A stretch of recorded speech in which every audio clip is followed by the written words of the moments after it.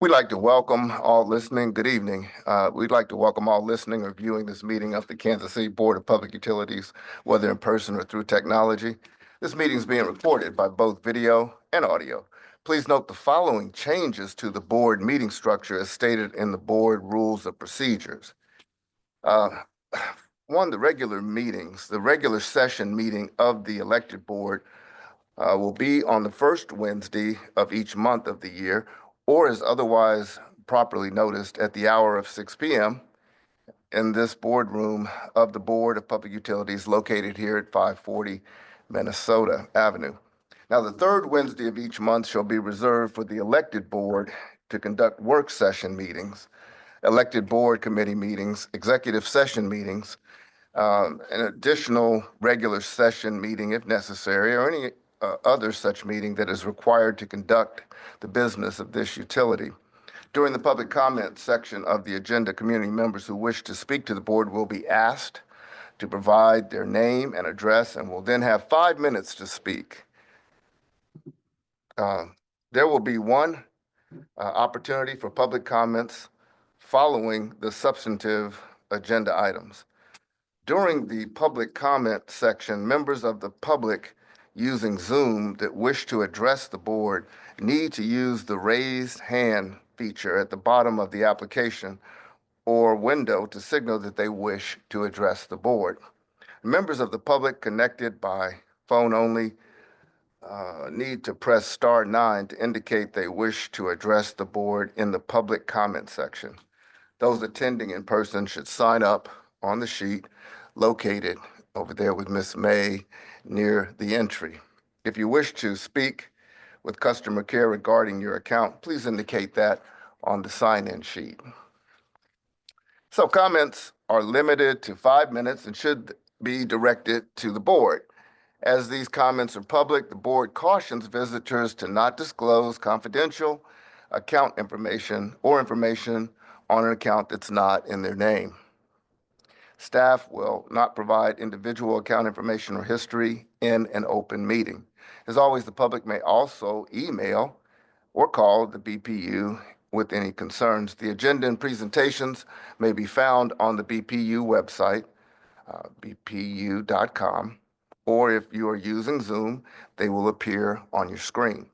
As a reminder, this is a business meeting of the Board of Directors, and we will conduct the meeting accordingly. The following rules apply to this meeting. Every person in this room will act respectfully towards each other. Personal attacks and accusations towards any person will not be tolerated. State your specific issue to the board only, and we'll then determine staff's or our team's involvement. And attendees shall refrain from side discussion or individual commentary that interferes with speakers or other attendees at this meeting. If side discussion is necessary, please take it outside of the room, of the boardroom. If any of the rules above are breached during the meeting, that individual is subject to removal from this boardroom. And my name is David Haley. I'm the member at large for position 2 and am the board president. Other members of our board and our team, of our staff include Jeremy Ash, who is our general manager, Tom Groneman, who's with the 2nd District, Stevie Wakes Sr. is with 1st District, Brett Parker, who is with the 3rd District, and our board secretary, who will be joining us virtually this evening, Mary Gonzalez, member at large, who's in position 1 at large, and Rose Mulvaney Henry, our board vice president, who too is a member at large, but with position number 3. Our acting general counsel is Angela Lawson. So please remember to put the phones on silent. Oh, it isn't. They put Angela on here. I'm sorry, it's Wendy Green. Welcome, Wendy Green, our acting general counsel. I was reading through the script. Welcome, Wendy Green, who is our acting counsel for the evening. Or acting counsel. Acting counsel. Sorry, Wendy. So please remember to put the cell phones on silent. And please also be aware that the microphones are very sensitive and can pick up and record comments made anywhere in the room. Now, before we begin our meeting, let's stand, please rise and join me in reciting our Pledge of Allegiance. I pledge allegiance to the flag of the United States of America and to the republic for which it stands, one nation, under God, indivisible, with liberty and justice for all. Thank you. It bears repeating our mission here at the Board of Public Utilities is to focus on the needs of our customers to improve the quality of life in our community while promoting safe, reliable, and sustainable utilities. Ms. Green, if you would please take the roll, call the roll. Roll call: Wakes, Here. Mulvaney Henry, Here. Parker, Here. Gonzalez, Here. Groneman, Here. Haley. Present. You have a quorum. Thank you. Okay, before I ask for a motion to approve the regular session agenda of May the 7th tonight, are there any comments on the agenda?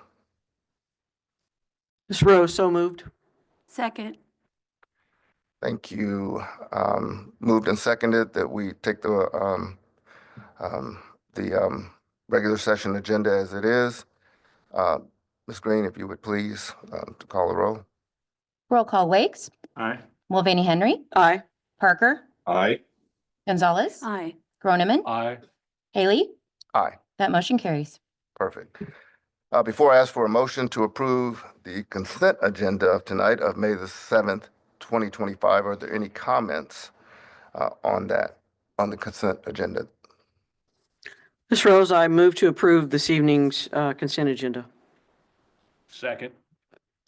Moved and seconded, hearing no agenda changes for the consent agenda. Ms. Green, if you would please. Roll call: Wakes, Aye. Mulvaney Henry, Aye. Parker, Aye. Gonzalez, Aye. Groneman, Aye. Haley. Aye. That motion carries. Great. At this point in time, I'll turn the meeting over to our general manager, Jeremy Ash. Thank you, Mr. President.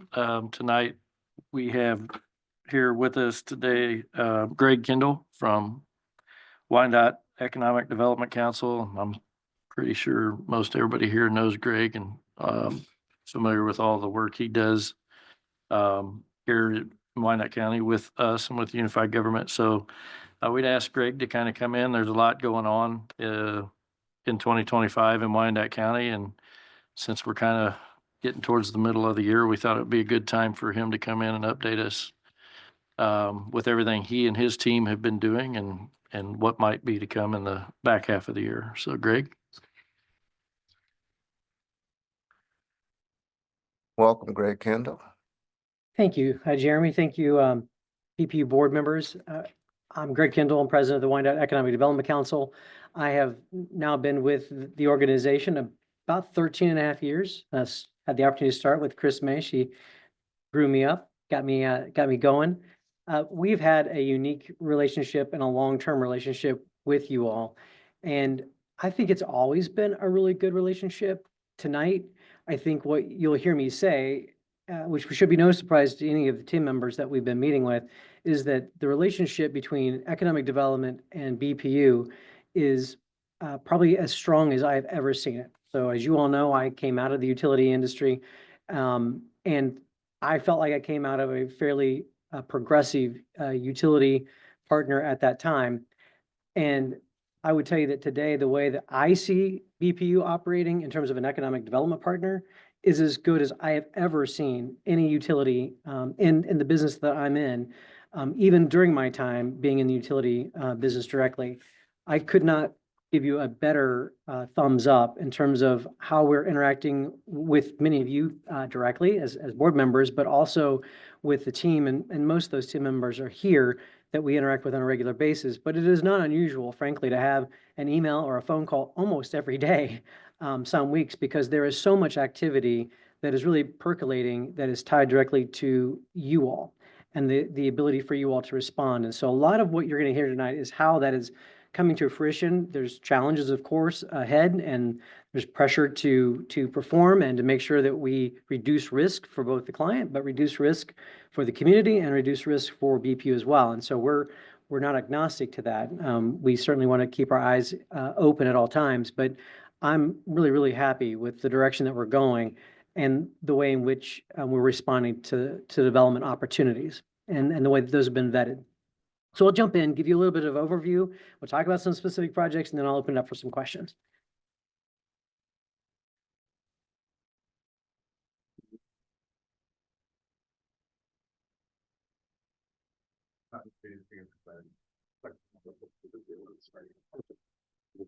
Windows active and It's the dramatic pause. there you go. That'll work. So just as a recap, the 4 key areas that we work on: attraction, which usually captures the headlines and is the really sexy stuff. The business retention expansion, which, as you all know, we have about 4.5 people on staff, 2.5 of which are really dedicated to retention expansion and workforce. And so even though we get the headlines on these big projects, the reality is we spend most of our time trying to keep the projects that we have and the companies that we have, and making sure that when there are issues or things that happen, voltage issues or a connection issue, or whatever the case may be, that we know who within the organization that we can connect that client, your client, our client, to here at BPU, so that we can get the situation rectified. And again, those things happen, right? People hit poles, things happen, there's outages, there's voltage fluctuations. We just work through that. The key is making sure that folks follow through, and we're excited to say that that seems to be the case. And then we spend a lot of time marketing, right? So I spent the last day and a half with site selectors, and I'll give you some feedback from site selectors that we're hearing from across the country, and their perspective a little bit on our market as well. And then workforce solutions. This is an area that we spend far more time than we ever did. And frankly, I'm glad we did. I'm glad that about 10 years ago, we started talking about we can do capital investment very, very well in this community, but it's clearly not getting drilled down into our community. We need to do a better job at getting our residents better connected to the very high wage, high opportunities in this community. And that is still a problem. We're still trying to figure out that silver bullet to get our folks connected to these high wage jobs. But the fact that we've spent time on this gives us a little bit of a leg up, and you'll see in hopefully some of the data how we go about doing that. Even though we don't spend nearly as much time, there was a time, I look back to all my old presentations, when we showed you a lot of pretty pictures. It was just a series of, here are all the announcements. And that was great. I'd still love to do some of that. But this is about the only slide you're going to see of projects that we've announced, because it's not about just the capital investment. It is an indicator, clearly an indicator. And you can see the graph has really been pretty high over the last 10 years. And you'll notice I put on there that our 2025 goal is 1 billion. We've never had a capital investment goal of 1 billion. Last year was 750 million. The 5 years before that was about 500 million. We think that there are multiple paths to $1 billion of announced capital investment in 2025, and potentially the years following. It's a very interesting time to be in Wyandotte County. And that represents the 491 million that have been announced so far, really 4 projects, the largest of which is the KU Cancer Center, which I'll show you a pretty picture later on. But that is a big deal, because that's a global entity in this community. And we'll talk a little bit about the jobs pieces of that too, because the only way you keep any of these organizations moving forward is you have to have the talent to go with that. And we've spent an inordinate amount of time with it, trying to figure out how we keep the talent pipeline moving in the right direction as an organization with 4.5 people. So we're going to move right into the workforce piece of it. So I know it's small. It's also in both the annual impact report as well as probably in the Making the Dot, because we just keep pushing this home that when you look at Wyandotte County, our core work is healthcare by a long shot, and growing rapidly by rights. Every time KU in particular, obviously Providence, we have lots of healthcare institutions in the county, but by and large, when we think about the growth in the healthcare industry, it's really KU. And that is the case. Every time they build a new tower, it's 500 to 1,000 more people. And those could be people in our community, because across all socioeconomic levels, and they will help train you. They will put you through a GED program. Even if you don't have a high school degree, there are multiple pathways to engage with KU health systems, and Providence for that matter, but in particular KU. When you look at the wages, it's $80,000 is the average wage paid in Wyandotte County for a healthcare job, and it's growing. When you look at that trend line of the top 5 industry sets, only healthcare is really growing at a very rapid rate, and it's growing by leaps and bounds in terms of household income. Wages paid. And so we've got to get capacity up, whether that's through community college, whether that's through KU Med, whether that's through other institutions from outside of this market, but we need to get our kids and existing residents more engaged in the healthcare fields. That long and short of it, we need more folks in the healthcare field. They pays phenomenally, great benefits, and there's a trajectory for growth. And so you'll hear us talk about healthcare a lot. We send a lot of kids through that program. I'll talk a little bit about that in a second. But now for 5+ years, the #1 job opening in Wyandotte County has been registered nurse. We cannot get enough folks to get into the medical field. And with the KU Cancer Center about to, break ground and move forward, there are yet more opportunities. And you all know KU Hospital and the health system as well as anybody. It is a city unto itself. You want to go into marketing? You could go into it in healthcare marketing. You want to go into administration, go to administration. You want IT, cybersecurity? They have a phenomenal amount of cybersecurity dedicated to protecting our medical records and everything that happens there. So any type of work that a young person or an adult in our community is interested in moving into, there's an opportunity within the healthcare system. And so tell your friends, tell your family, tell grandkids, tell your kids, think hard about the healthcare industry, because for us, this isn't just about maintaining a hospital. This is a global enterprise. And the only way you keep that global enterprise continuing to grow and to prosper in the way it is you have to have that talent pipeline.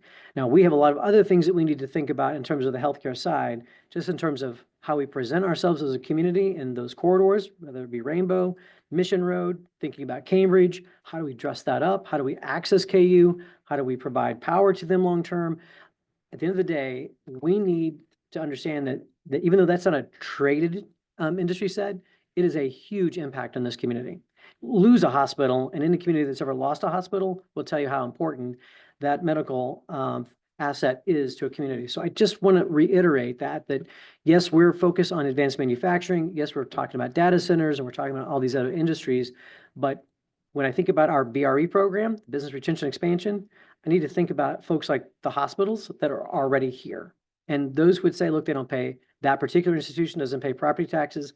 Think about how many jobs they create. But the fact that they're probably less than 15% of their employee base live in Wyandotte County says something on both sides. We need to figure out a better model to get our folks engaged in very high wage jobs. All right, I'll move on. Household income. So we have the highest wages paid in the state of Kansas. We shout that from the mountaintop on a regular basis, that you just saw that wage structure and the fact that these industries in Wyandotte County are paying phenomenal wages, whether it's healthcare or advanced manufacturing or even logistics. It's really not until you get to the retail sector that we kind of question whether that's really the livable wage we want, even though we are a tourist mecca. The reality is we really want our kids focused on those high wage industry sets, but it's not translating into household income, even though we have now crossed over the $60,000 a year threshold, which is a far cry from where we were, just a few years ago. We've spent, a lot of years stuck in $30,000 a year household income. Then the 40,000, you can see it took us several years to get out of the 40s. We moved quickly through the 50s, and now we're into the $60,000 threshold. Now, every year I get to that point where they release the data, and I'm like, please, please, please don't go down. Let's keep moving that dollar forward. The reality is everyone else is moving up too. So even though our household income is going up, our ranking out of 105 counties has not really changed a lot in the last couple of years. With all of the capital investment that we have and all of the opportunities that we have, we should frankly be in the top quartile. And that's really our metric, is that we really should be in the top 25, frankly, the top 10. But that's where we're trying to push to. But it's a two-way street. I can help create an environment. You all can help create an environment. We can create jobs. We can get things set up. But we have to have the capacity to get folks through the programs. So there have to be tech programs. There have to be seats available for folks. Folks have to be able to pass placement tests. We have to have kids that are in those academies, regardless of what school district it is. We've got to get our folks engaged in those industry sets in order to keep pushing that up. But we are seeing progress. And frankly, if we were going down, I'm not quite sure what the right answer would be. So we are seeing forward momentum. We just need to go faster. And we drill down pretty deep. I won't go any deeper than this. This will be the last of my series of math problems. That's what I tell people every day. I'm like, my life is just a series of math problems. I just got to solve for the math problem. And I hated math problems in school. And all I deal with now are math problems. But when we look at the data and we drill down into the census tract data, we're just going to look at zip code data here. What you see is that except for 66101 and 66105, we're seeing positive momentum in all of those other zip codes. 66101 has traditionally been a very challenging zip code. We believe that with the change in gardens, Juniper Gardens, that one change away from being a housing authority where we have high concentration of poverty in one location may actually change the dynamic when the new data comes out. So this data is trailing, so it does take a little bit of time to catch up, but we've got a hypothesis that we could see a very different number just by having Juniper Gardens not showing up in that zip code. Now, 66105 is an interesting dynamic because that is a very heavy Latino population. It's not a high number of population, but very high Latino. But there are also a lot of contractors in that group. And this is all anecdotal. We do not yet have proof one way or the other, but it's also a lot of cash basis.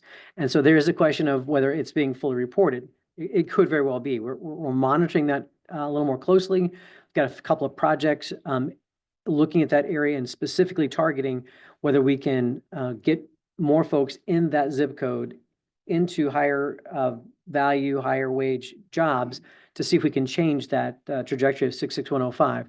But we do pay quite a bit of attention to this because when we talk to companies coming in, they're asking us, prove to us that the wage that we're paying, you have people that would work here, because that is often a deciding factor. Marvin Windows is a good example. Amazon, frankly, is a good example. Several years ago, when they committed to hiring a certain number of folks from Wyandotte County, we connected them within those census tracts, actually, to a variety of other nonprofits and other partners to say, look, you really need to recruit out of these areas because there's a higher likelihood that those folks would see this as a step up.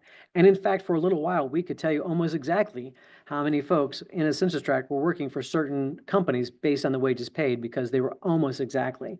And when we do these specific outreaches with companies, we do see some fluctuation, usually upwards, when folks get connected. But we again pay quite a bit of attention to this because those wages are going up, our household income is going up in those various zip codes. But if you're in 66105 and your average household income is 31,000, it's about $16 an hour, $15.50, $16 an hour.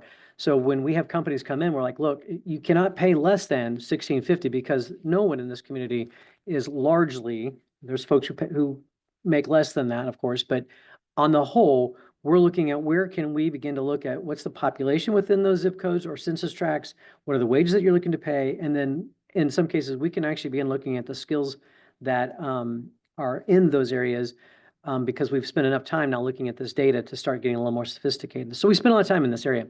And we are pleased in many ways that the percentage of folks working in full-time below poverty has substantially come down. I don't know if there's any way we can directly say that the EDC had anything to do with that, but certainly everybody pulling in the same direction and talking about this issue and trying to make an improvement in that area can't hurt. And so anytime you're talking to folks and saying, look, if you're looking for a good wage job, by all means, send them our direction because we now are paying for a job board that isn't just another job board. Our job board, if you will, that we subscribe to scrapes from everybody else's. So it's pulling from Monsters, Jobs, and all the various companies out there that are putting out different job boards. It scrapes from that.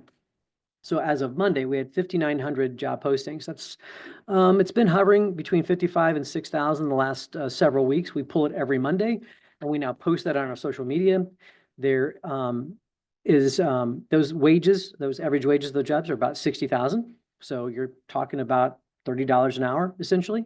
It's a far cry if you're making $15, $16 and, zip code 66101. And so if we can keep pushing that message out there any way, shape, or form with any partners possible, that'd be phenomenal. We'd love to figure out how do we do that more with you all as well. Because if folks are making more, then they're able to pay their bills as well. And that's what we're all after. So part of that, and I just wanted to kind of highlight, we have access to a career concourse. So it's a small upgrade to what we contract with.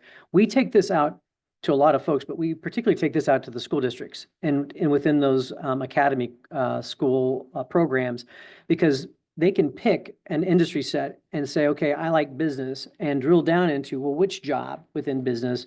And it will literally, as you go through the system, tell you which companies in Wyandotte County are hiring for that particular type of job, and what the wages, what the skills are. And that to me is a really powerful tool, because now you start to open up kids' eyes to, I didn't think about that company hiring for that type of job, or, hey, that's the skills or the training I need. Because sometimes we often lead ourselves to believe that everybody has to have a 4-year degree. I think we're getting better at suggesting that folks do not need or must have a 4-year degree to do incredibly well in this community. You can do incredibly well with a very quick certificate. Some of them can be as long as a 12-month or 18 months, or an associate's at 2 years, but there are multiple pathways.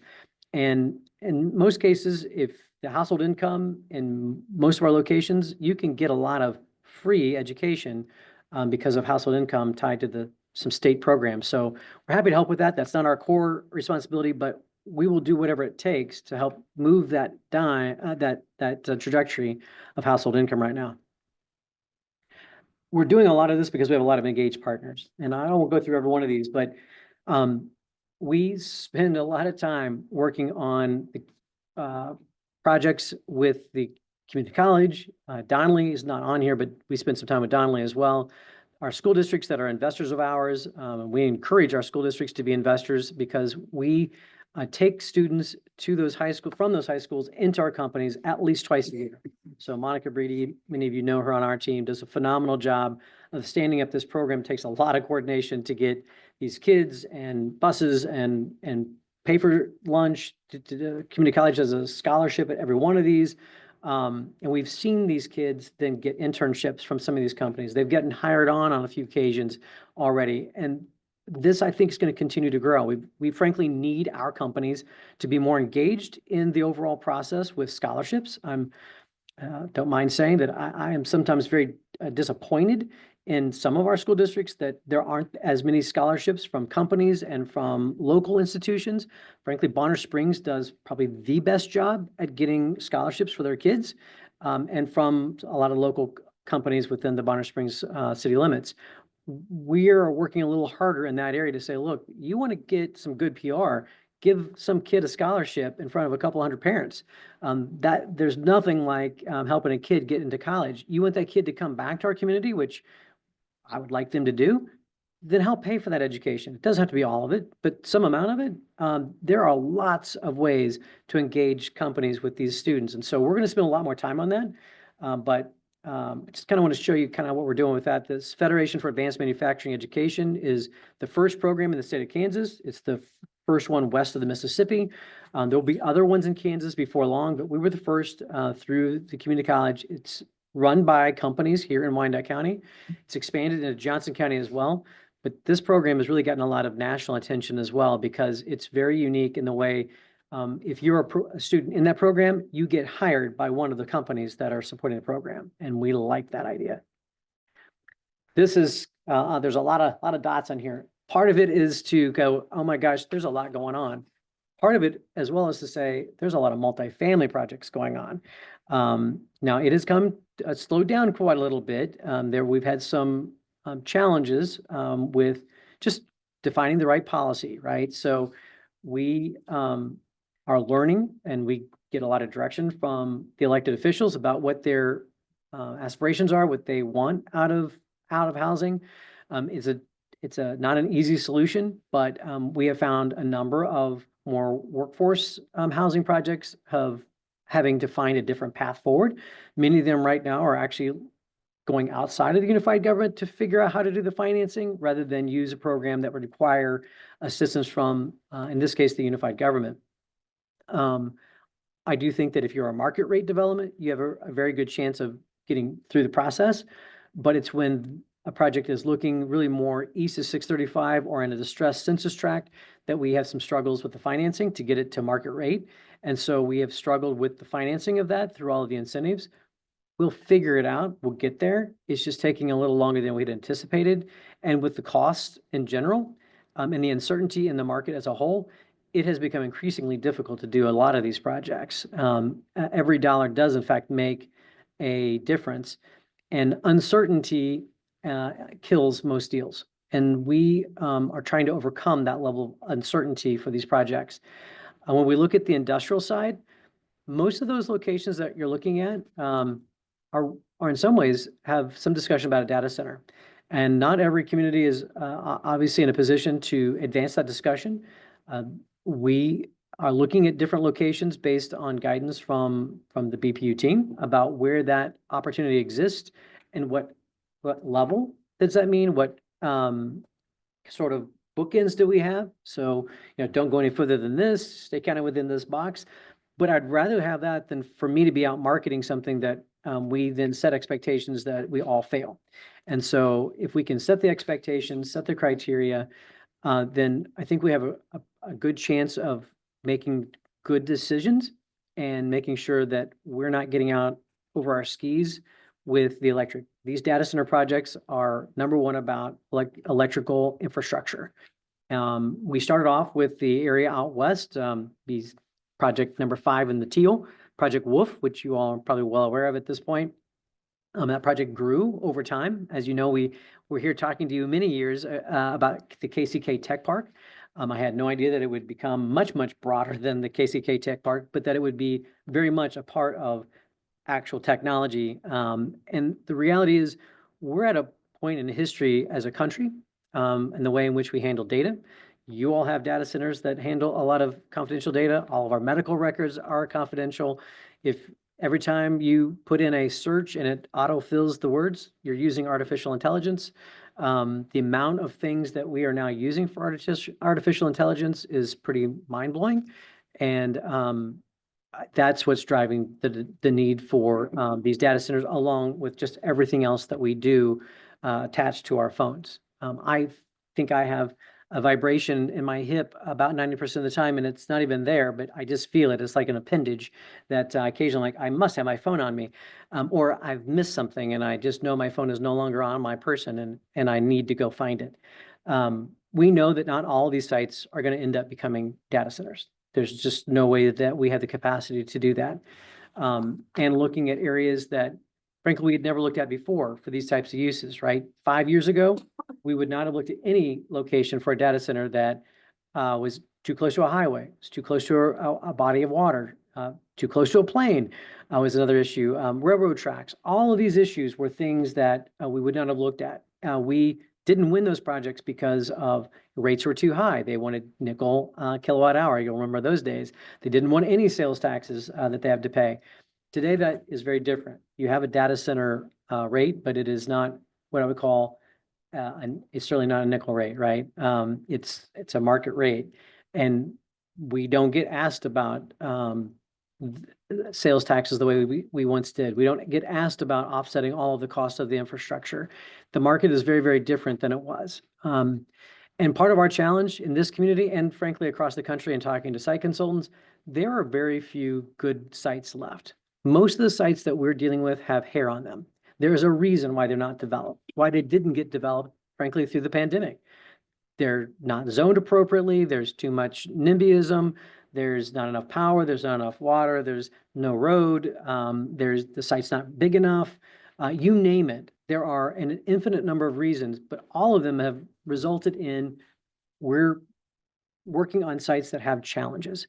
And these data center projects, while we do have to have an eye towards making sure that we protect the utility and the community for long-term expenses that they might incur, the reality is there's nothing like them that generates that kind of revenue. Absolutely nothing. So for instance, the former Cerner campus generates about $2 million a year in property taxes. Each one of these, and that's the whole 660,000 square foot campus, generates about $2 million. Each one of these data center projects generate about $2 million a year on 300,000 square feet. So half the size. The difference between the two is that Cerner campus doesn't pay much in the way of utility sales taxes, right? If they pay even 50,000 a year, I'd be shocked. These will pay several $1,000,000. Even with any kind of rebate or incentive we might throw out there, the very bare minimum is going to be probably 2 million a year on top of that per building. And that's for the duration of their lifetime. So it's a phenomenal amount of revenue to bring in at one time. And there is a balancing act, right? So if you're using capacity for that use, does that mean that you don't develop a site over here for a manufacturing project? And what I would say to you is, and this is the equation we're running, that data center project may employ 50 people, paying $75,000 to $100,000 a year. That manufacturer might employ 500 people, paying $50,000, $60,000, $70,000, $80,000 a year as well. The challenge is we can't find people to pay to fill a lot of the positions we have today, as you just saw. And so going out and doing a project that might use a few megawatts of power versus one that's going to generate significant amount of utility sales taxes is an equation that we think we have to balance. Where's the better opportunity for the community as the long haul? So a lot of discussion going on in that realm, and where we have land for, if in fact the federal government is successful in getting companies to come back to the US, where do we put them? Right. So one of the challenges that we heard from site consultants again today is, as a community, as a region, we're not setting aside land for industrial purposes. So even if the federal government is successful in returning companies and projects to make things, we're not quite sure where exactly we would put them in this community, even if we wanted them, because we don't have zoning in place. We don't have the land set aside for that. We've often looked at the K7 corridor, but the reality is, that is probably not an industrial corridor. Even if it was a highly dressed up advanced manufacturing project, it could probably be very difficult to do that. And those are the conversations that we have with your team as well, to go look, where's the long-term land use? Because you all need to know that in terms of where infrastructure is going to be built. We need that because we've got to be able to respond to all these folks reaching out. And then we also have to look at capacity as well. And then you're all, I think, fairly familiar with a lot of the retail tourism projects, and the team's been fully involved with those. This is just kind of a boiled down. Here's some of the top 10 projects that, across the county. Where we don't see development is largely because we don't have infrastructure there. That's not necessarily the fault of BPU, but over the years, we came to a ravine or a creek, and we just kept going either mostly south until we could get across it. And we've never come back and built bridges or roads to cross those spots. So you get to north of Leavenworth Road, and there is no east-west road that will take you very far. It is almost all back down to Leavenworth Road. And so as we look at Quindaro area in particular, in order to really grow that area and develop it out, we're going to have to figure out how we acquire the land, one, and two, build roads through a very challenging topography. It will not be inexpensive to do so. It is plausible, as we were talking about some data center projects, as you all are working on your redevelopment of the BPU Quindaro power plant site. We have eyes on the fact that if that generated the right type of utility sales taxes, and we didn't have to incentivize the company that you're talking to, could that be turned into a broader sales tax generator for the Quindaro redevelopment? We think so. We think it's worth exploring. Still a lot more to discuss, but thinking about how you all participate in the redevelopment of a tourism area and an area where we have not seen investment in all of these years, taking a project like that to do the piece that we really want to get done is an interesting dynamic, and you all play a key role in that. A couple of slides here with the prettier pictures, because I wouldn't be a good marketing guy if I didn't have a few pretty pictures in here. Midtown Station, for those of you who can participate in our board meeting next week, Eric Murray will be there to talk about Midtown Station and what that looks like. That's a challenging project, but to be honest, I think there is a path to financing that project and making it work. It will require some vision and some making everything work, but it does pencil out as far as we can tell thus far. And I think it's an interesting opportunity for the community as a whole. KU Cancer Institute is up at top. Rock Island Bridge, General Motors is should be coming back online later this fall and fully next year. And then, of course, the downtown campus that I think is a big game changer for the downtown. A couple others. We're thrilled that the American Rail is hopefully back on track. Margaritaville will open end of the month.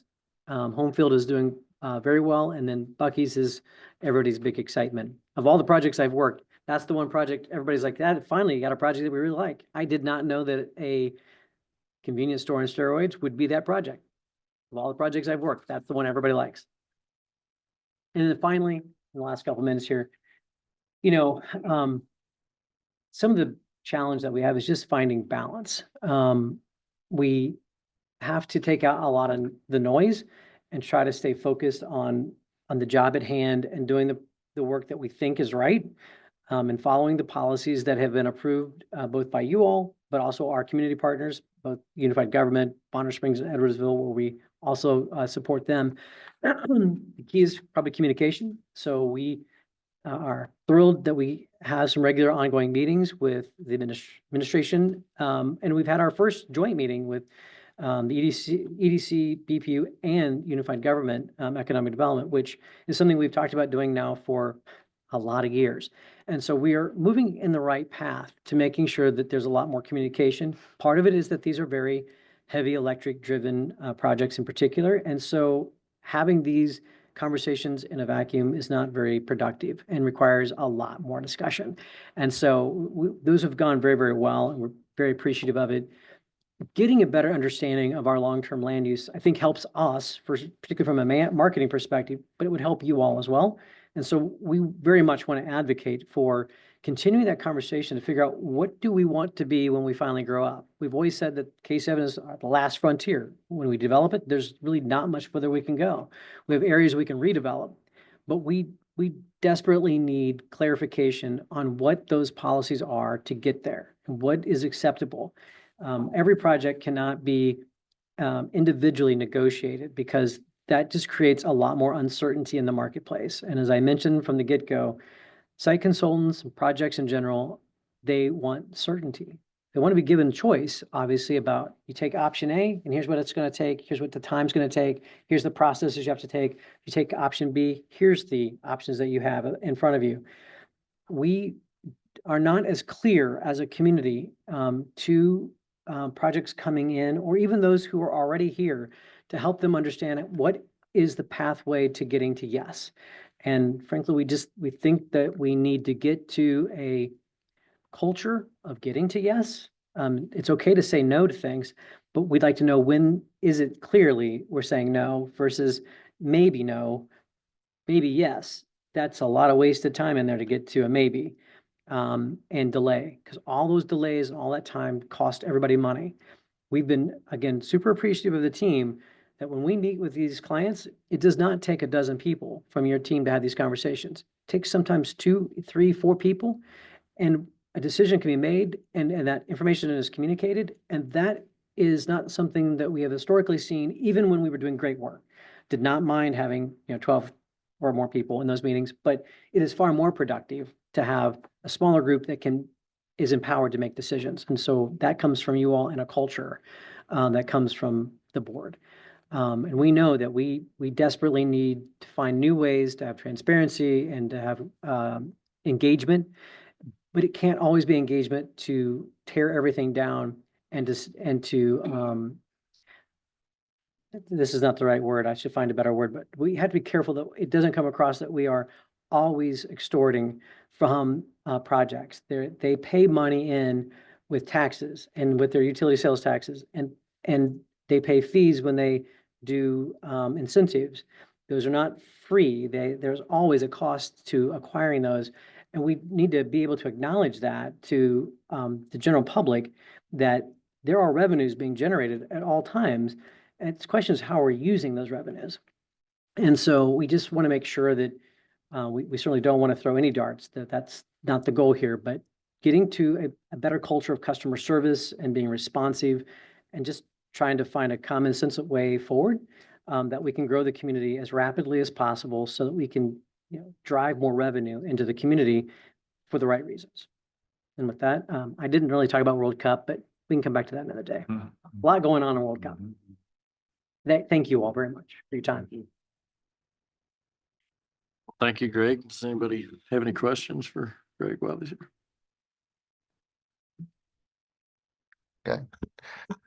Thank you, General Manager Ash, and thank you, Greg Kendall, for this comprehensive, beautiful overview of many of the state of affairs where we are. Let me take a moment of personal privilege to thank you, especially for your leadership with World Cup readiness, which you didn't touch on. That would be Greg. Mr. Kendall led one of the workshops that we had, one of the work groups. I was privileged to sit there, and that's part of my report for later during board comments, but really appreciate that. To this, which you've given us, I guess my question is, and probably some of this I should discuss with your wealth of knowledge with you offline, especially as you've integrated some of the economic breakdown of the parts of our zip codes and what have you, and where it's remained stagnant, where household income has gone up and down. As we look to these opportunities, and I appreciate the optimism that your insight has brought, I genuinely do. How do we dovetail, I guess, some of these opportunities? You mentioned the data centers. I'm excited about the data centers, and I learned so much from you, from what we'll be giving into and what will be generated back. I didn't know, for example, with Cerner in that comparison. How do we look to bring about, is my question, with the economic development that you've so diligently outlined, closer parity with some of the zip codes, especially those that you have seen are marginalized? Is there a way? I know you've been very much a part of the discussion of the earnings tax and very helpful with other areas. But is there a way, as we look to FIFA, and I'm putting a whole lot of stuff right in here. The other thing I'm going to ask is about where do we bring the team? You said all the land that's been gobbled up to two different ones. Can we bring a major league area? Do we still have that land available too? So sorry We for the absolutely do convoluted have question. land but- available for both teams. Okay. And those conversations, are always ongoing. It's clearly their decision. There's a pathway to yes. It will require community support and engagement. But there could also be some phenomenal opportunities and revenue streams for the community as well, right? So we sometimes get hung up on what are we giving up? Well, today, I usually can go, well, 100% of nothing is still nothing. And whatever revenue we generate is new revenue that we didn't have before. Now, we can argue about how much new revenue we should create, but the reality is these projects don't typically, the reason they get incentives at the level they do is because they're incredibly expensive projects, right? There's no free money in any of these projects. There's a misbelief in many cases that we're writing checks to folks. We're giving bags of cash. If they are, I want to know what door they're going out of, because I have been to a lot of doors in a lot of city halls and I cannot find any bags of cash. Mhm. I have looked. Hmm. But in Well- terms of parity, so we'll talk about data centers. I saw Mr. Gorman come in from the Sierra Club. Him and I had a conversation and I said, well, what would happen if for every data center that we brought in, there was a commitment by the unified government to lower the pilot by 1%? Well, Project WIF alone has 6 data center buildings, and there are other projects that are, in the mix. The mayor has talked about lowering the residential pilot primarily, and there's a certain amount of money it takes to do that.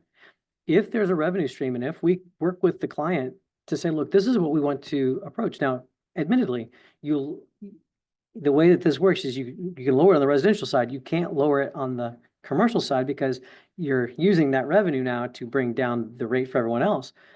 But in reality, there is a pathway to doing that. That is not a decision that the EDC gets to make, nor do you all. You're just the collection agency for those taxes. But those utility sales taxes, city, county, and the pilot are are local dollars. Those are not shared with anyone else, right? It goes to one organization. And so there's a significant amount of revenue that can be generated for every one of these. Even if they didn't come to full fruition, there's a significant amount of revenue. But if there was a policy decision that, hey, we're going to use X amount of all those new revenues to lower the pilot, that's something that affects every single one of your customers. That becomes an interesting dynamic. Did we do an economic development project that benefited every KCK resident, every bill payer, ratepayer, BPU? That's an interesting dynamic. Tremendously insightful. I appreciate that. And certainly I've wanted to look at outside counsel or have some insight. We did Quindaro, as you know, with the Quindaro plant. That's water under the bridge or transmission down the line. It's pretty much awaiting, that word. Absolutely. I did get the affirmation from the Keep in mind, UK. that property actually goes underneath 635 and touches the base of the Quindaro area. Mhm. So it would not be implausible. I'm not suggesting that a policy decision has been made, but if the right project came along, you could potentially do a Star Bond district that included a former power plant site and use the utility sales taxes to help generate, 22 years of revenue. That's an interesting and creative way to utilize a utility asset to help redevelop the community. I'm not saying that that's what we're going to end up doing. Right. And in the past, we probably would have said that's, non-disclosure, it's confidential, and in some ways it still is. But in the environment that we sit, it's difficult not to start sort of projecting, hey, this is what we think we could do, Right. so that the general public also understands there are folks out there that are actively trying to figure out how to piece these things together and utilize the tools in unique and different ways that maybe hadn't been contemplated before. There will be no doubt hurdles. I throw lots of things on the wall and 90% of them probably don't work. Somebody will say, no, you can't do that. Well, My job is to help figure that out with folks like Wendy Green. well, I certainly appreciate the fact that you do keep throwing them up against the wall so that we can consider them, because mighty insightful and grateful for your time and energy and your insight. Thank you, sir. I noticed that one of the major project for 25 was the KU Cancer Institute. Is there any fear that the federal government, the cuts that they've had, is going to impact that project at all? Or is Don't it think going to it'll move imp- forward?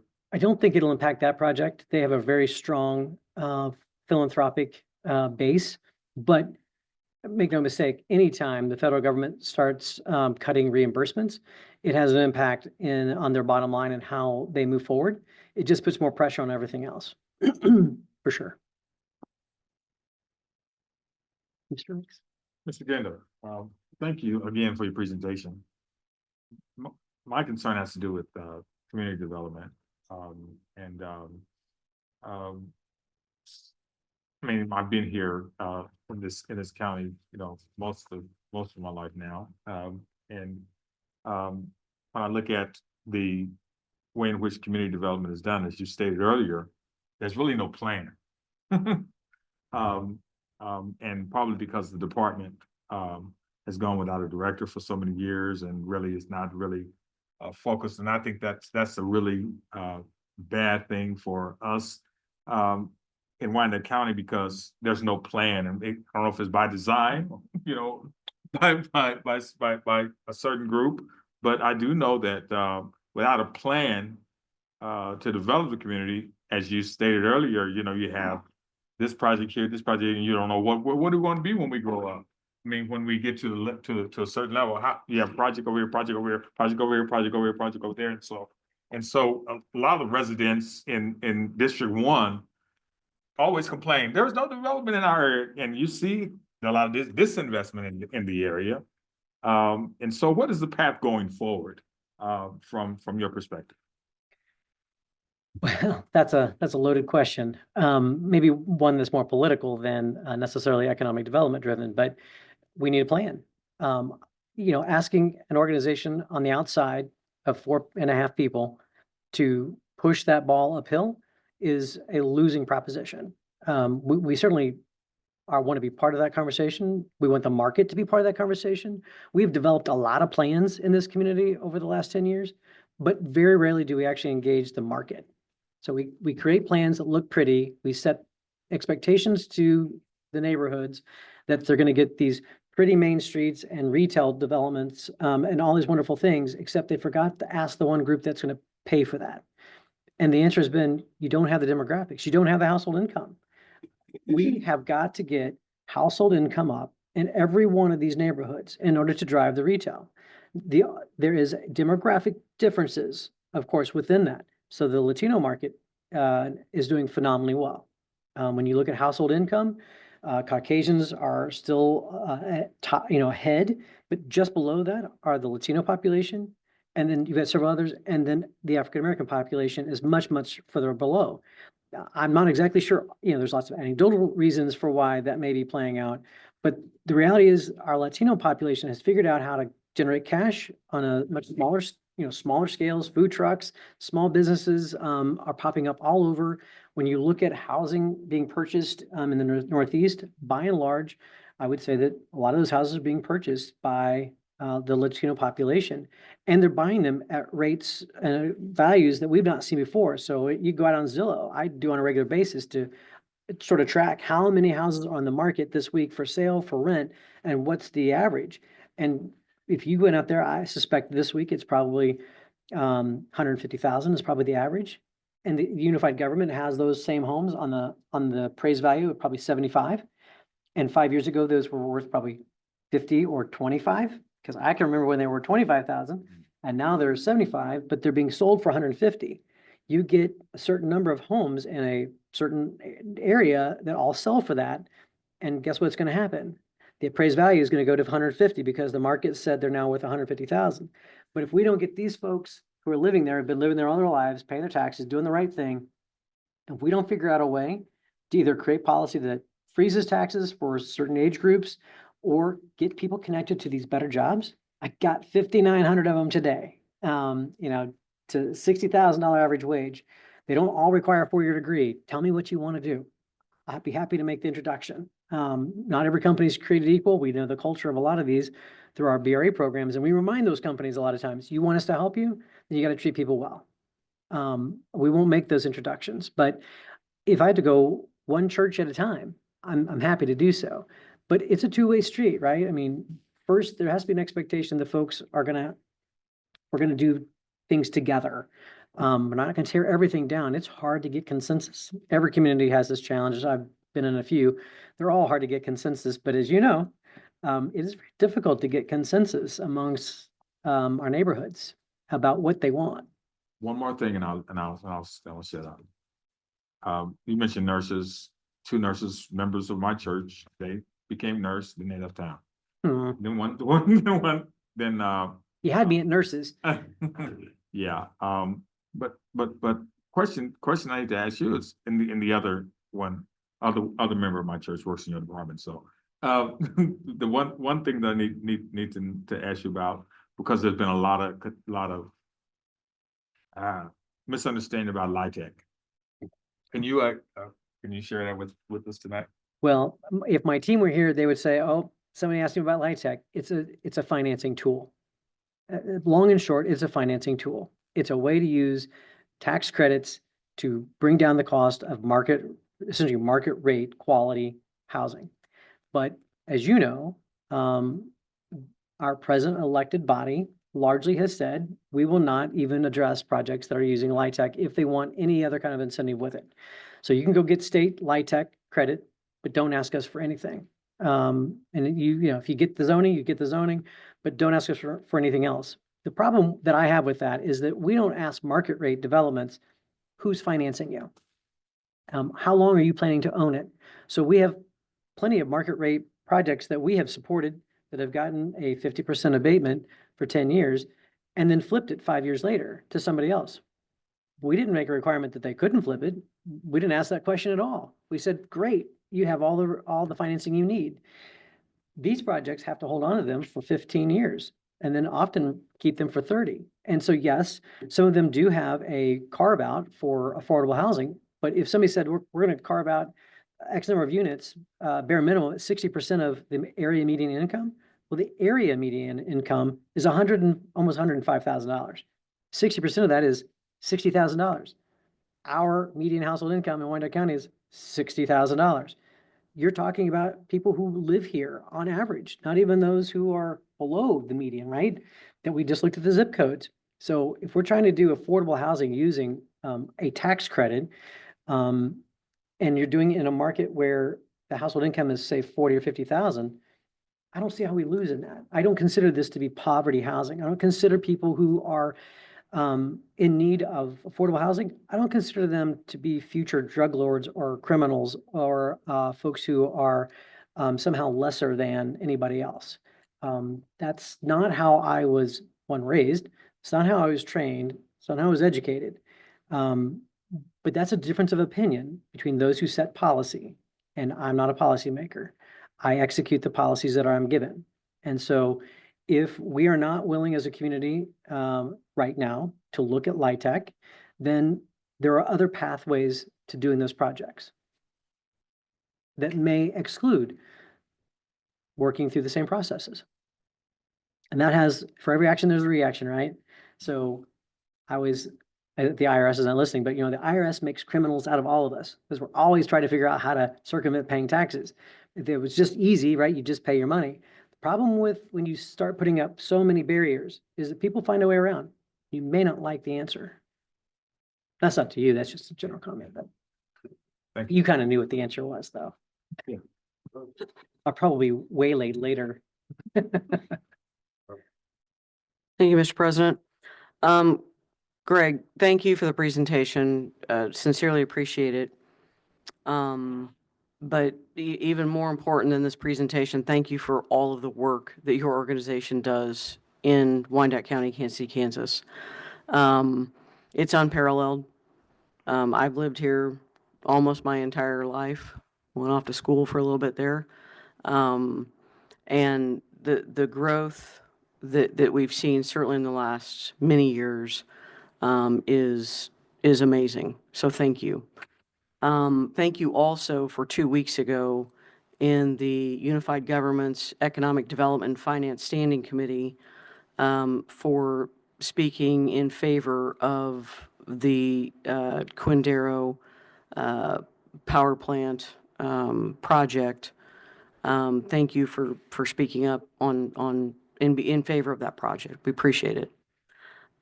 You've talked tonight about one thing you mentioned was the fact that the policymakers need to be clear on their priorities for future land use in this community. I hope that is repeated over and over and over again at every meeting that's had in all of Wyandotte County, because it's clear that folks like you who are out there talking to folks who want to make capital investments into this community and investments into the people in our community, they're not on the same page. And it's really difficult to attract the investment that this community needs to get us to a better place economically and financially than we are today. You mentioned that one of the, potential side effects of welcoming a data center project, and all of that revenue that comes with it, may be to do a, residential pilot reduction. And, I don't like the pilot as much as anybody, but I do understand what that money goes toward, and the vast majority of it goes to support our local law enforcement and our firefighters. So our public safety folks, right? I understand it. But then you brought up something later, you're like, hey, maybe one of the policies could be, to freeze property taxes for certain age groups, right? And, I think about, hey, maybe we could do that and also freeze utility rates or lower utility rates or lower property taxes or whatever it is for that same group of vulnerable folks in this community who have fixed incomes. These projects can turn into that kind of policy if the policymakers want it to. And so I thank you for always thinking outside the box on these projects. I have to believe that your job is, while enjoyable, I'm sure very difficult. So for your 13 and a half years you've spent doing this, thank you for what you've done. And like I said, I hope that what was said here tonight, I know I'm going to repeat it every chance I get. And I hope I know this board is listening, and I hope others are listening as well. So thank you.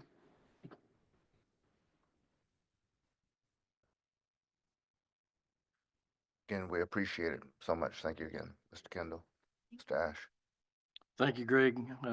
Always good information, and I know Greg touched on it when he began his presentation, but this start of this year has been really great cooperation between our team, Greg and his team, and then also Chelsea and the folks at the Unified Government. So we've convened as a trifecta a couple of times already, and we have not done that ever that I know of. So it's been really productive.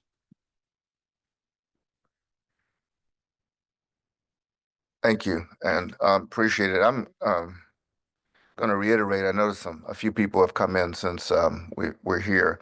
We're about to get to our public comment section, but it's been requested at the beginning of the meeting, anyone that wishes from the public wishes to address needs to sign in. Person at the sign-in sheet that's located near the entry if you wish to speak while here. Also, those that are have public comment that are on by Zoom need to use the raise hand feature at the bottom of their application. So I'd mention that again in the event there is someone who from the who has some public comment that they wish to bring.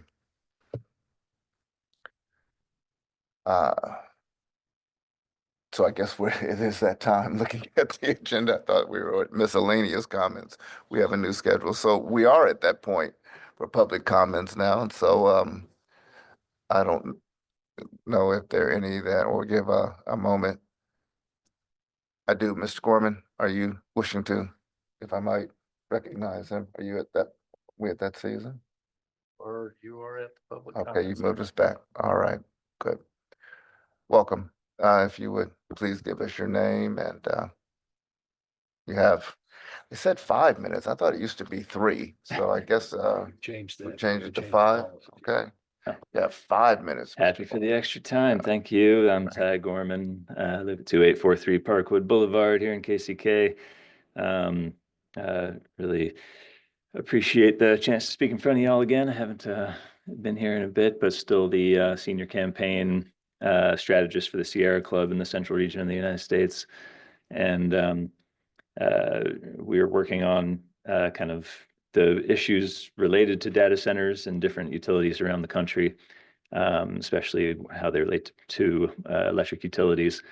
And really appreciate the time I had with Mr. Kendall, and hope to bring more of those national experts around next week with some thoughts and ideas. And I'm looking forward to my meeting with General Manager Ash tomorrow to learn more about, for example, the 192 megawatt project at the Quindaro site, which I understand has a lot of potential for still accessing the ability to have that interconnection point with the SPP and clean energy production, and some stability using that site as a way to keep prices stable and bring more clean energy into the community. And also excited about the Star Bond thought with the Quindaro site, which I live close to and would love to see investment in. Okay, so all that said, I did want to bring a couple things that I shared a little bit of with the commissioners as well.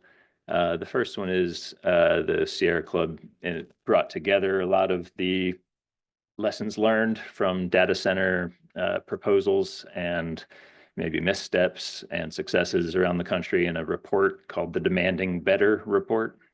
So you can just Google Demanding Better Sierra Club, and you'll find this big PDF and a bunch of resources on data centers and how they've affected electric utilities in the past. I'll mention that Virginia is a canary in the coal mine right now for how data centers can go wrong from a utility planning perspective, where the costs that are coming down the road from having such a huge load added to the system aren't necessarily thought of upfront, and a lot of extra pollution and cost is layered on the residents of the utility that accepts the data center if it's not done right.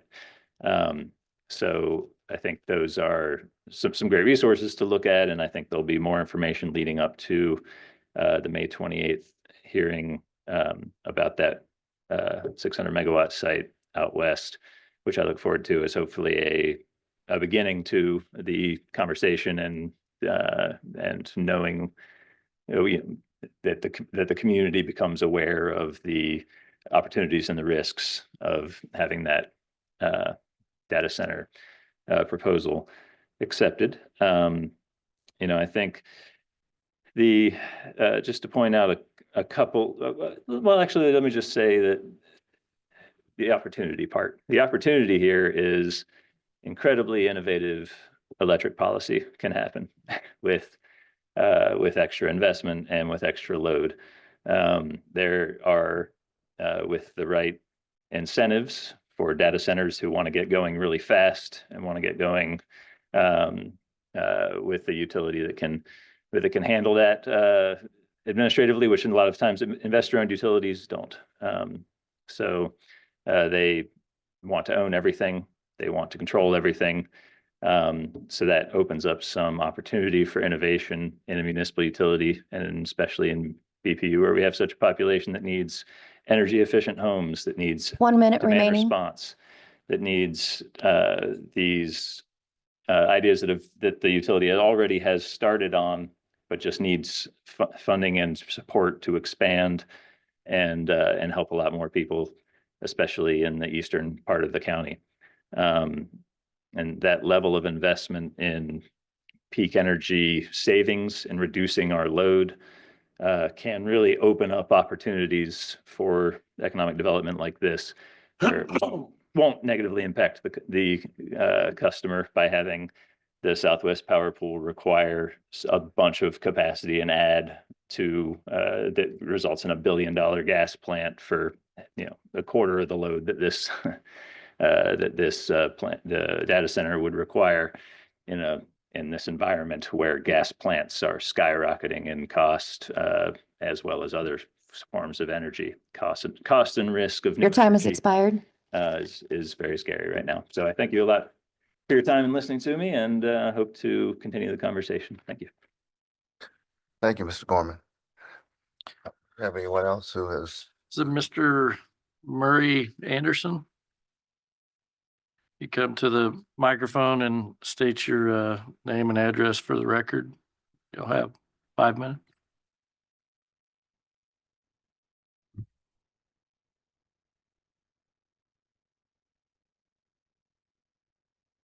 My name is Murray Anderson. I'm a resident of Wyandotte County, and I appreciate the opportunity to have an opportunity to talk to you all just a little bit this evening.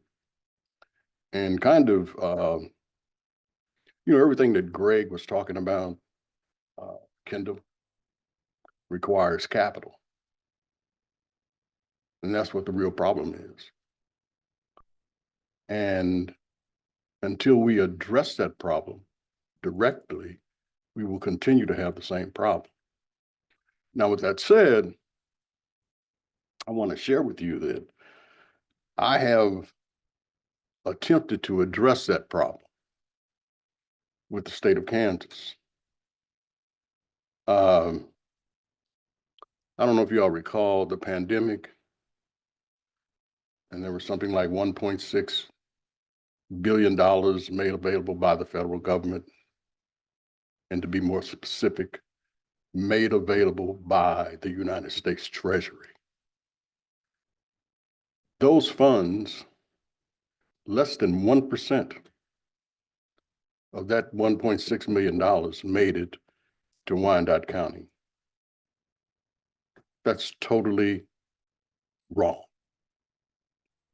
So to correct that problem, I sued the Kansas Department of Commerce for $7.9 billion. March 10th of 2025. Now, I also must tell you that I submitted a proposal for $150 million that was not given any consideration by the Kansas Department of Commerce. My proposal was designed to create $7.5 billion in capital and credit, utilizing the existing authority within the financial system. It was ignored. Yet there were 400 proposals made directly to the Economic Revitalization Panel that was responsible for vetting the proposals. The aggregate amount in terms of value of those proposals from all of these individual projects in the state, for profit and nonprofit, was $7.9 billion.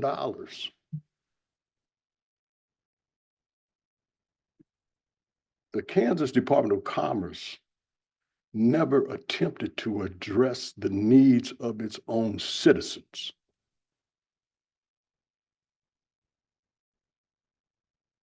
So we all were neglected. All of us. That burden falls mainly and painfully on minority communities. Because Gray can't get people to invest. We can't create retail. We can't coerce retailers to come into a 1 minute socially and remaining. economically disadvantaged area. But we can do this. We can solve our own problem if we leverage the existing authority within the financial system. I put a proposal in front of you all that I sent to you, Mr. Ash. And I'd love to have an opportunity for you and I to sit down and have a real discussion about how we fix this problem. And it's not rocket science. It's not rocket science. And we can do that. I also requested $250,000 that I know you don't have, because you're going to tell me you don't have the money to partner with me. But I also propose that we pivot and have a discussion directly with your partner, who is Google Fiber, who does have the money. Your time has expired. God bless you all. Thank you. Thank you, Mr. Anderson. Is there anyone else that, Not on the sign-up sheet. not on the sign up? All right, thank you. Mr. Camp? No, sir, there are no hands raised. No, all right, thank you. This concludes our public comment section then. Close that part of the section. Miscellaneous comments. Start with our general manager. Thank you, President Haley. First of all, you should have all probably in your packet received a proclamation about this week being Water Week. You know, water is a very valuable and important resource to community. And so this year we, you know, put some information in front of the mayor, and they recognized our services with the proclamation. So congratulations to Steve and his team at the plant for everything they do, and the folks down at distribution to keep the water running down the line. So this week we've had a number of initiatives kind of focused to celebrate that, and we'll wrap that up Friday with some good meetings down the water treatment plant, and we're looking forward to being down there and celebrating those folks and everything they do. Quickly moving on, the electric operations team, Darren's team, has some folks right now today. In fact, been down there all week on the Navajo Reservation in Arizona. Some of you have been around to the different APPA events and seen the pleas from Wally, the general manager down there. There's about 14,000 homes still on the reservation that don't have electricity or running water. So we've had a crew down there or will be down there for about 10 days time they get back, and happy to be able to participate in that. We're happy that, number one, we can help folks. You're talking about people being able to cook without a fire, kids do homework without a candle.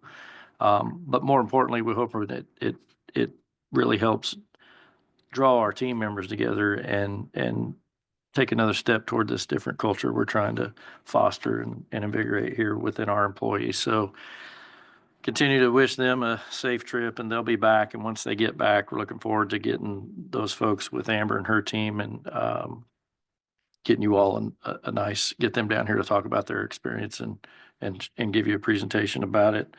You notice Kaylee's not here. Kaylee welcomed new baby Poppy here about 10 days ago or something like that. So I think she's home and doing well. So we'll get her back, I think, sometime in July.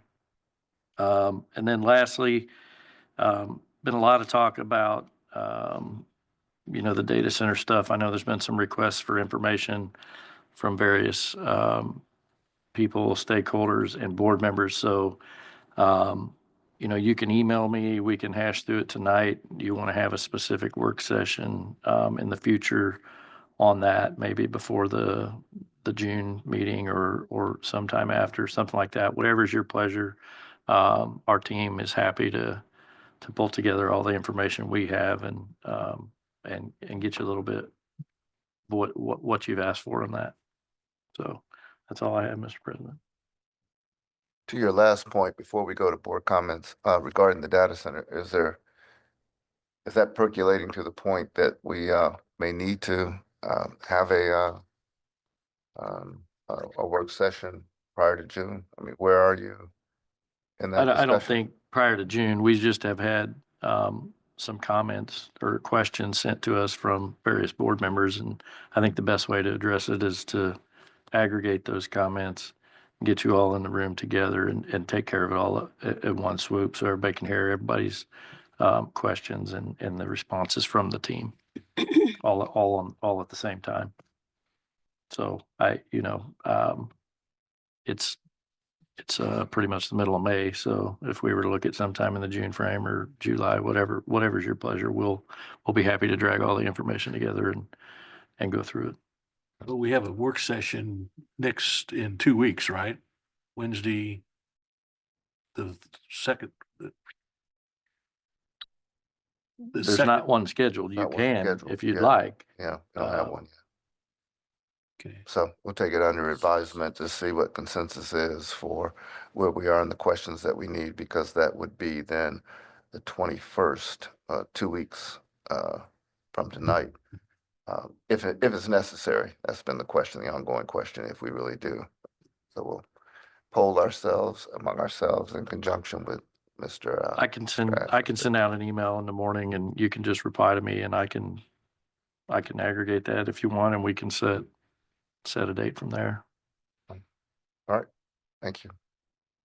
Board comments this evening. We'll start with our Vice President, Rose Mulvaney Henry.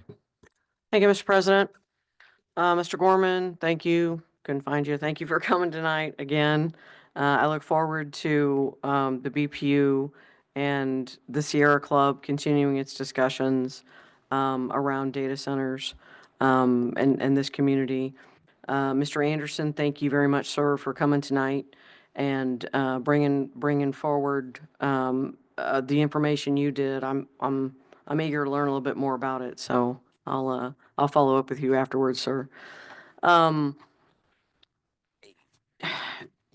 So I had an opportunity last Thursday to attend the full commission meeting at the Unified Government, sort of just to offer some support to the BPU team that was there to present the Quindaro project. And I think, as all the board knows, that issue was taken up by the commission and voted unanimously, I believe, up for that option to purchase contract and the diligence period to begin with power transitions. And that item was taken up, I believe, at 11:46 or 11:47 PM that night. And I want to thank the team members that I know some of you are in the room tonight for sitting through that meeting and being prepared to even make a presentation to the full commission at midnight that night. I'm glad you didn't have to present at that hour, but I know that you would have been ready to do so. But it really, thank you guys for waiting through that. I know that, you know, I mean, I guess my feeling is that, having sat through at least portion of that meeting, that the meeting maybe shouldn't have gone that long, but I guess we are where we are, and hopefully, you know, we can pass any hurdles over there. And I know that a couple of commissioners have reached out to you, I believe, Jeremy, to talk further about some of the issues around that. And I know that the team is willing and ready to meet with those commissioners. So thank you for that as well. And I think that's all I have tonight. To that end, we do have time scheduled with Commissioner Davis Thursday, I believe, something like that. Darren, myself, and Andrew are going to go over. As you know, we've had the 3-on-3s, and we've had some other interests, but Commissioner Davis reached out himself and just want to know if we can make time. And we said absolutely, and so we're going to go over and do that. And I think lastly, it's next Thursday, a significant day for Mhm. Miss Next Mulvaney Thursday. Henry, What's Oh. the date? May 15th. Sure. Yeah, Rose has a national Rose holiday, has I a think. birthday coming up. National holiday that no one will get off work for. We should. We all should. Thank you, Mr. President. Thank you, Madam Vice President Mulvaney Henry, and future happy birthday to you coming up. All right. Ms. Gonzalez, member at large, District 1, Mary Gonzalez. Well, now that I've been enlightened, happy birthday, Rose. Just like to say thank you, Greg, for coming and bringing all the information. I'll soon be watching the KU Cancer Center, I'm sure, as it progresses in my neighborhood. So very interested in all the things that you had to say, and I appreciate all that you do for our community. Thank you. Thank you, Ms. Gonzalez. Mr. Parker, Brett, if you, our board secretary, have any, I'll be brief, but I just wanted to thank Greg as well for the great presentation tonight. Thanks to the board also for indulging my virtual appearance, but I was furiously taking notes along, and look forward to some of the exciting work ahead. thank you, Mr. Parker, and appreciate you, Mr. Secretary. Mr. Wakes, Stevie Wakes, please, First District. Thank you. I too want to echo comments made earlier, Mr. Kendall, Mr. Gorman, Mr. Anderson. I also look forward to hearing more about your proposals as well. Looking forward to hearing from my general manager. I'm sure he'll share that information with us once you meet. I want to express gratitude again to staff for their work in preparing for the purchase agreement. And then also, I was at the Economic Development and Finance Committee on that committee, and so when I looked at the time and looked at the agenda, I said, I'm going to skip this intentionally because I know I was not going to take that time and do that. But I want to thank you for taking the time and doing it and being a part of that and being prepared to make that presentation. Thank you. Thank you. Appreciate it, Mr. Wakes, very much. And Mr. Groneman, Tom Groneman. I District just 2. have very briefly, just wanted to reiterate what other board members have said. Thank Greg and Ty and Mr. Anderson for being here this evening, and that's all I have. Thank you, Mr. Groneman. We appreciate it. And I guess I could ditto what has been said this evening. It's been a good meeting. I do appreciate the review. Honestly, as we've all said, we really do, Greg Kendall, for what you brought. And I certainly hope that we can debrief and get a chance to go over some of those salient points, some point subsequent. I always appreciate the insight, as apparently it's unanimous. We all do. Also to Mr. Gorham, as always, thank you for your insight. And to Mr. Anderson for uplifting some of the review that you brought from the fundings that could have been but haven't been received, and how we can integrate that better. Thank both of you, gentlemen, as well, for being here. The board spends a lot of time, and I've always been an advocate of our board pay increase. Still am an advocate there, and I did want to say that I so appreciate the time that each of the members give and the interaction that we share. And as we look at the development of exciting projects like certainly the data centers, that one already in play, and the other that, or the others that might be coming forward. Finally, through the hour, I won't go through the Wyandotte County World Cup Readiness Task Force. We did reference some of that during Mr. Kendall's presentation, but I was going to read the executive summary, the points that were here, but I'm not going to do it now because no one here wants me to. But I will say that we will have it available with Chris May. I'm going to forward it, and I really do think that it is worth going through and looking at what has been done. A lot of work went into this. I was honored to be one of the members of the task force, but to get Wyandotte County ready to promote our businesses and events to visitors, and to welcome these visitors and make sure they have a good experience. It has been said that they're going to be, you know, hundreds of thousands of people, primarily from abroad, that will be passing through our county. Unprecedented next year, in about 14 months from now. And so the preparation for that is in place. If you get a chance to read through what the task force did and how it came together, it's fascinating. The areas that we don't think about, like lodging and transportation and other areas. So I will be getting this report to Miss May, Chris May, and she'll make that available for any of the board and maybe even the public. I think it's already publicly available. So thank you. And finally, I know I said finally, I'm not a Baptist preacher, but I'm learning from some of the best. So I get a second closing. It was really exciting once again to see the UG recognize the water department. I was honored to be there during the recognition we got. We should not take that for light, but for what we did last Thursday. I think Mr. Ash wanted to also mention the promotions that we saw in our email. The 2 promotions in the. Okay. I'll yield. We- Mr. Ash. Yeah, so I think the Nick Moreno, most of you all know Nick. As you know, we've had some rearrangement in the communication department dating back to the middle of last year. And so one of the things that we've done is taken a hard look at the roles within the communications department and maybe how we can do better at meeting people where they're at. And so I think a lot of that is what Amber and Abby and Dennis and myself has kind of molded that role into, and no doubt Nick's going to do a fabulous job at it. He has a lot of inroads in a lot of different areas of the community.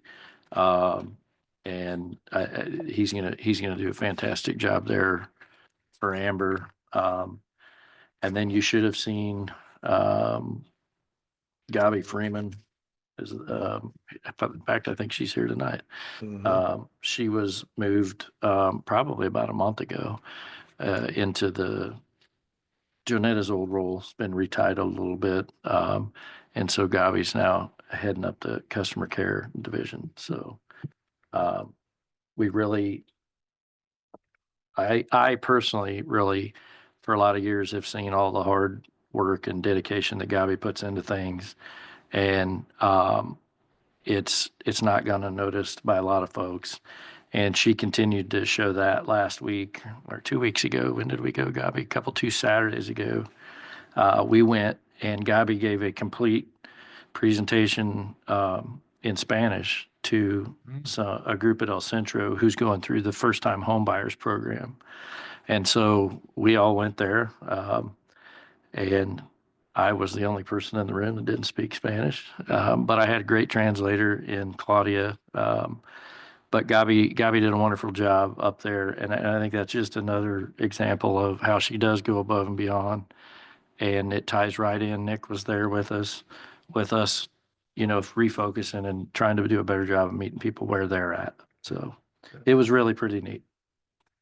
Thank you, Gabi, for doing that, because it certainly wasn't as well outside the boundaries of her job responsibilities. Thank you for that update and insight. Did you have a further? Good. Okay. All right. Well, thank you. Mr. Groneman. Tom Groneman.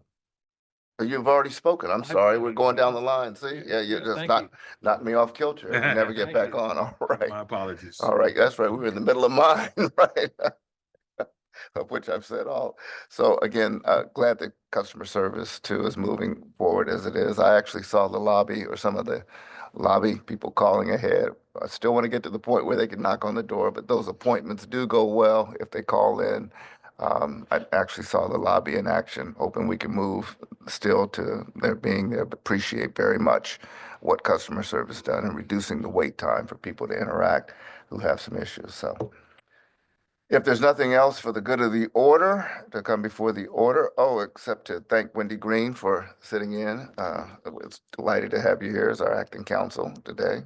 Don't tell Angela we said that though, but glad to have you here, Wendy. Thank you. And if there's nothing else, if there's any motion forthcoming, I'd be pleased to accept it.